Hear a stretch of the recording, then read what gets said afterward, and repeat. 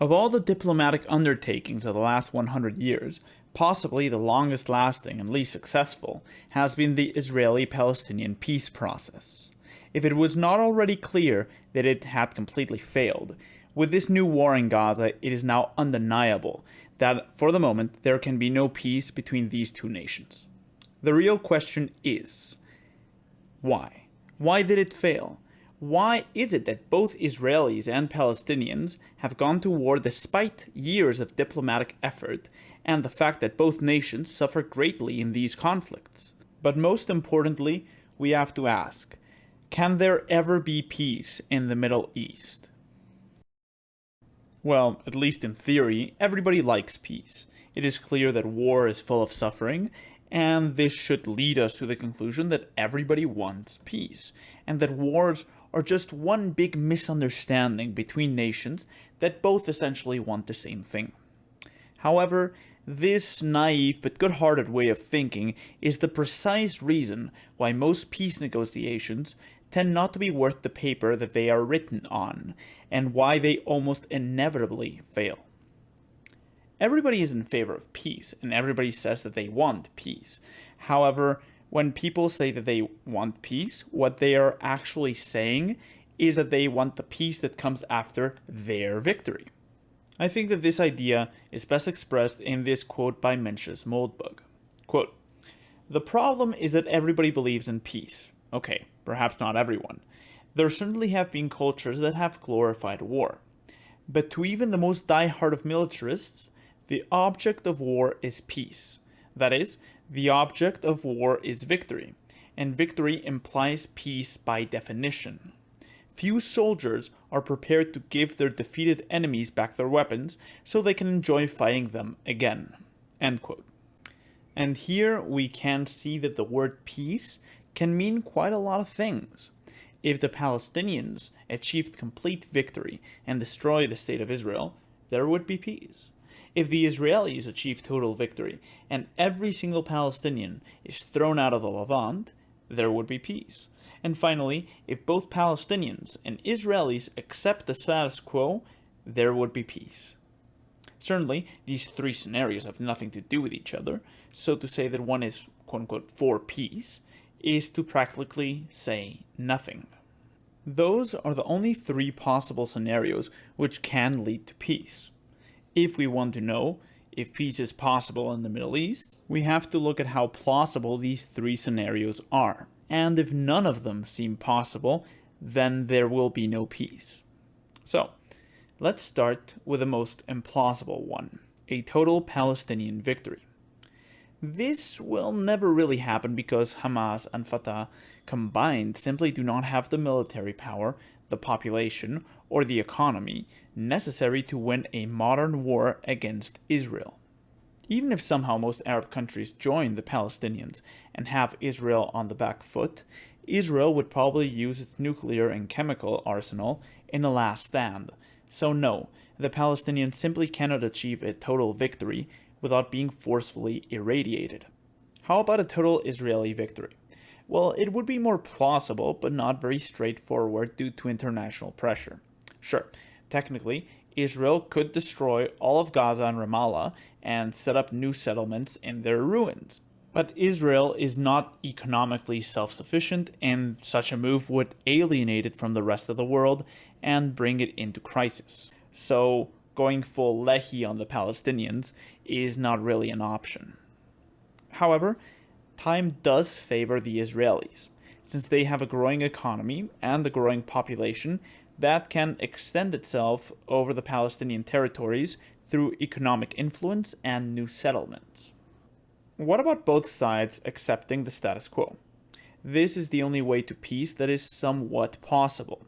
However, the fact that there is a war going on right now in Gaza tells us that at least one of these two sides, if not both, is not ready to accept the status quo.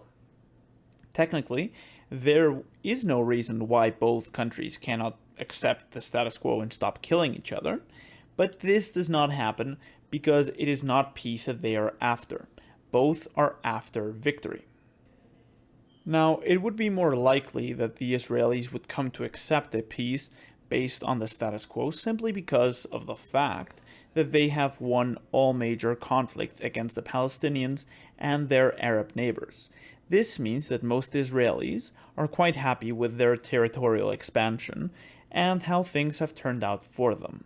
This would translate into a higher willingness to accept the status quo and to seek some sort of compromise. This willingness is exemplified by Yitzhak Rabin's attempts to find a two-state solution and the Israeli withdrawal from Gaza in 2005. The same, however, cannot be said for most Palestinians. They have been on the losing side of this conflict for the past 80 years. For them, the status quo is very, very far from their desired goal, and to accept the status quo would mean to accept defeat. It would mean that they would have to give up on the land that they lost and any notion of victory. To the Palestinians, or at least the 95% of them who voted for Hamas, Fatah, or the PLFP in 2006, the peace of a status quo is less preferable than continuing the war until they finally achieve victory, even if this means that thousands will die. In this recent interview, the former chairman of Hamas said it himself. Quote, "Dear sister, nations are not easily liberated. The Russians sacrificed 30 million people in World War II. The Vietnamese sacrificed 3.5 million until they defeated the Americans. Afghanistan sacrificed millions of martyrs to defeat the USSR and then the US. The Algerian people sacrificed 6 million martyrs over 130 years. The Palestinian people are just like any other nation. No nation is liberated without sacrifices." End quote. Essentially, the Palestinian side states that until the occupation ends and Palestine is liberated, there can be no peace. Essentially, the argument is that without justice, there cannot be peace. And this tells us that they value justice more than they value peace. And of course, quote unquote, justice can only be achieved by a war. However, this also applies to Israel. Their war aims are the return of all hostages and the absolute destruction of Hamas. Again, it would technically be possible for them to turn the other cheek after having a lot of their civilians killed in order to avoid war. But here we can see again that quote-unquote justice is more important than peace, and justice can only be achieved by the destruction of Hamas, which will probably involve a little bit of war. So this leaves us with the uncomfortable realization that there is war, and there will continue to be war, because both Israel and Palestine cannot agree to accept the status quo because both sides want justice, and justice demands victory.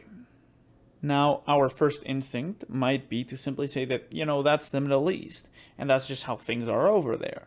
But I will say that we can observe the same thing everywhere.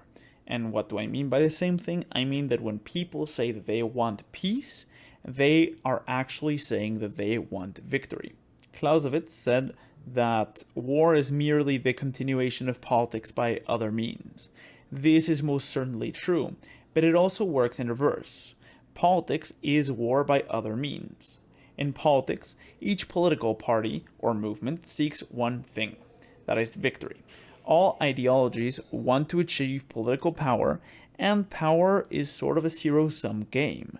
In order for one party to achieve victory, all the others must be defeated. This is what all people who are interested in politics dream of. They dream of that glorious day when they and their comrades come to defeat their rivals, gain power, and presumably make the world a better place. I believe that that is the case with all political movements, and any honest movement will admit that they want to crush and humiliate their enemies and achieve total power, even if the means to acquire power differ greatly.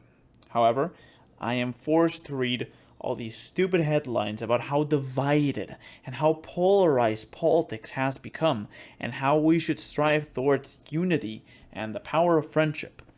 Of course, the meaning of unity in politics is the same as the meaning of peace in war. Namely, that there are three types of political unity. One, where my side wins a crushing victory and brings forth a political revolution. Another, where my enemies win and begin to systematically kill all puppies and or kittens. And one where both sides give up politics and just come to accept things as they are right now. Again, we come to see the same conclusion here. Nobody really cares about bringing people together and ending partisan politics, but instead, the only thing that everybody wants is the peace and unity that would come after their total victory. But the central question remains unanswered. Why? Why do people prefer war and polarization over peace and unity? Short answer, because peace is boring. Long answer, because humans naturally like victory, or even the possibility of victory, far more than mere peace.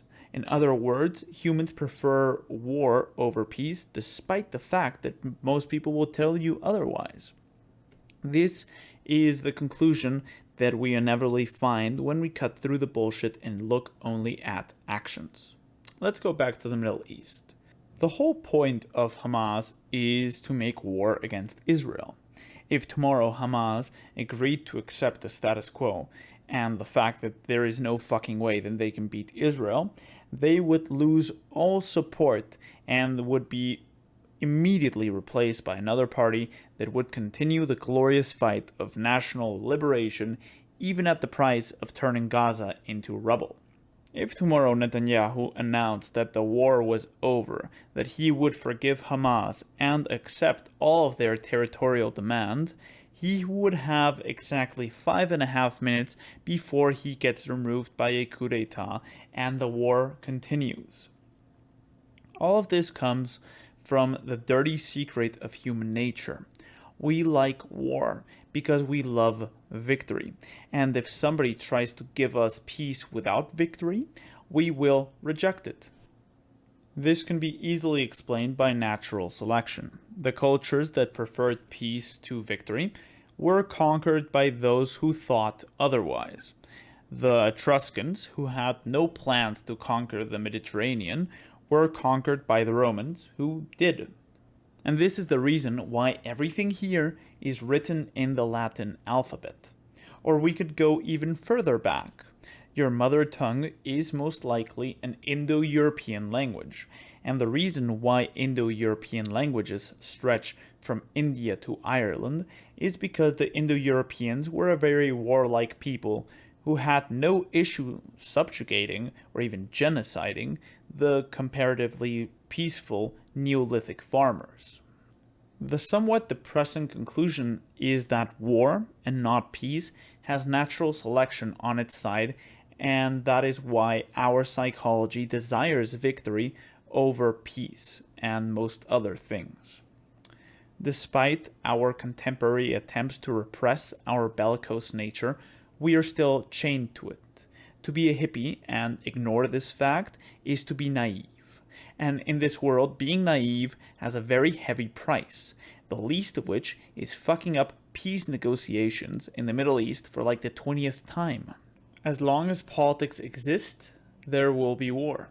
Politics will disappear when we all speak the same language, have the same culture, share the same interests, and hold the exact same principles.